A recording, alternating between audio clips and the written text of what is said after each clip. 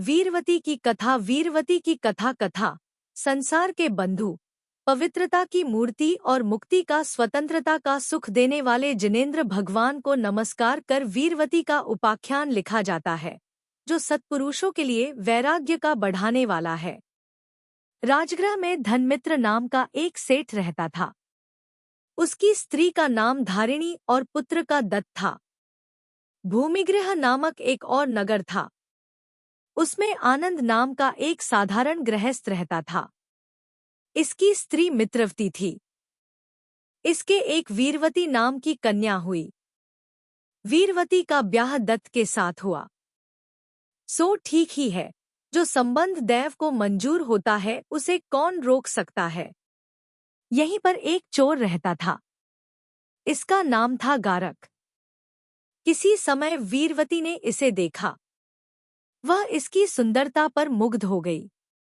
एक बार दत्त रत्नद्वीप से धन कमाकर घर की ओर रवाना हुआ। रास्ते में इसकी ससुराल पड़ी। इसे अपनी प्रियतमा से मिले बहुत दिन हो गए थे और यह उससे बहुत प्रेम भी करता था, इसलिए ससुराल होकर घर जाना उचित समझा। यह रास्ते में एक जंगल में ठहरा। यहीं एक सहस्त्रभट नाम के चोर ने इसे देखा। यहाँ से चलते समय दत्त के पीछे यह चोर भी विनोद से हो लिया और साथ साथ भूमिगृह आ पहुंचा। ससुराल में दत्त का बहुत कुछ आदर सत्कार हुआ। वीरवती भी बड़े प्रेम के साथ इससे मिली, पर उसका चित्त स्वभाव प्रसन्न न होकर कुछ बनावट को लिए था। उसका मन किसी गहरी चोट से जर्जरित है। इस बात को चतुर पुरुष उसके चेहरे के रंगढंग से बहुत जल्दी ताड़ सकता था, पर सरल स्वभावी दत्त इसका रत्ती भर भी पता नहीं पा सका। कारण अपनी स्त्री के संबंध में उसे स्वप्न में किसी तरह का संदेह न था। बात यह थी कि जिस चोर के साथ वीरवती की आशनाई थी, वह आज किसी बड़े भारी अपराध के कारण सूली पर चढ़ाया जाने वाला था। वीरवती को इसी का बड़ा रंज था और इसी से उसका चित्त चलविचल हो रहा था। रात के समय जब सब घर के लोग सो गए, तब वीरवती अकेली उठी और हाथ में एक तलवार लिए वहीं पहुंची जहां अपराधी सूली पर चढ़ाए जाते थे। इसे घर से निकलते समय सहस्त्रभट चोर ने देख लिया। वह यह देखने के लिए कि इतनी रात में यह अकेली कहाँ जाती है, उसके पीछे पीछे हो लिया। वीरवती को उसके पांवों की आवाज से जान पड़ा कि उसके पीछे पीछे कोई आ रहा है, पर रात अंधेरी होने से वह उसे देख न सकी। तब उस दुष्टा ने अपने हाथ की तलवार का एक वार पीछे की ओर किया। उससे बेचारे सहस्त्रभट की अंगुलियां कट गईं। तलवार को झटका लगने से उसे और दृढ़ विश्वास हो गया कि पीछे कोई अवश्य आ रहा है। वह देखने के लिए खड़ी हो गई, पर उसे कुछ सफलता प्राप्त न हुई। सहस्त्रभट कुछ और पीछे हट गया। वह फिर आगे बढ़ी। पास ही सूली का स्थान उसे देख पड़ा। वह पीछे आने वाले की बात भूलकर दौड़ी हुई अपने जार के पास पहुंची। उसे सूली पर चढ़ाए बहुत समय नहीं हुआ, इसलिए उसकी अभी कुछ सांस बाकी थी।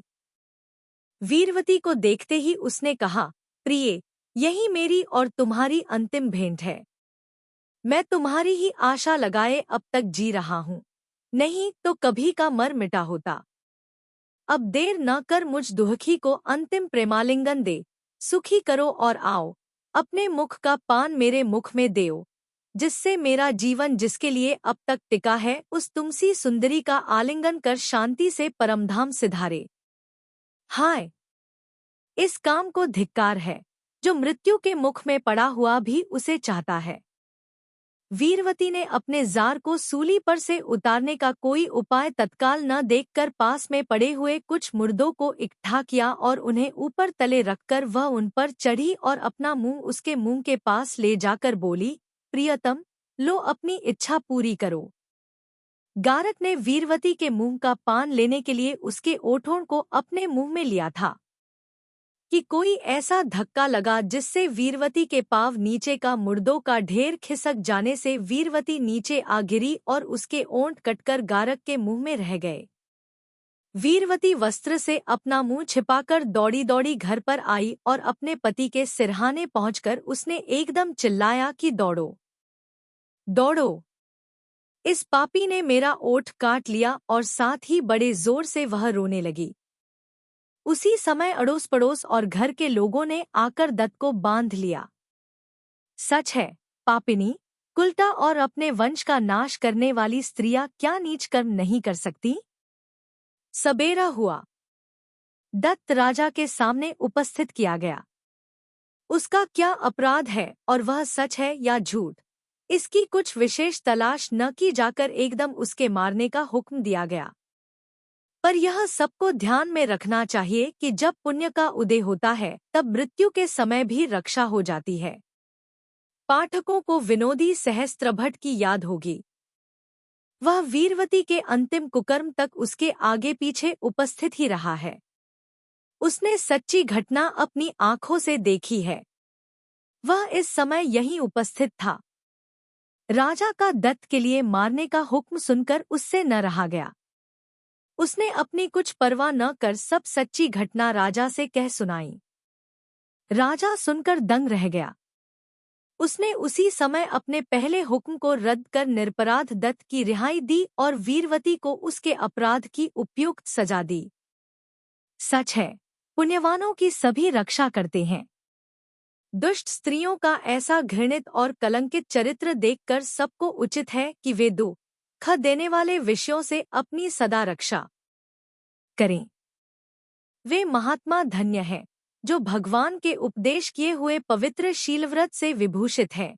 कामरूपी क्रूर हाथी को मारने के लिए सिंह है, विषयों को जिन्होंने जीत लिया है, ज्ञान, ध्यान, आत्मानुभव में जो सदा मग्न है, विषय भोगों से निरंतर उदास है, भव्य रूपी कमलों की प्रफुल्लित करने में जो सूर्य है और संसार समुद्र से पार करने में जो बड़े कर्मवीर खेवटियां हैं, वे सबका कल्याण करें।